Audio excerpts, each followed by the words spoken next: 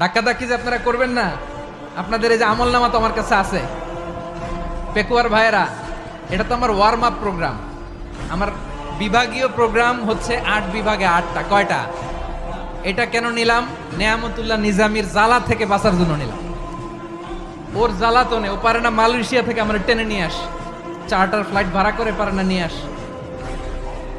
এমন কোনো মাধ্যম নাই, এমন কোনো ওয়ে নাই সে ধরে নাই। আর তার কাছে আমার কাছে তার দাবিও আছে, কারণ এর আগে 2-3 বার আসার কথা ছিল, কয়েকবার এসে এসে ফিরে গেছি, অনুমতি হয় নাই। এখন দাবার গুটি পাল্টে গেছে, দাবার গুটি পাল্টে গেছে। এক মাঘে শীত যায় না, কিন্তু আমরা স্মরণে রাখি না, ভুলে যাই।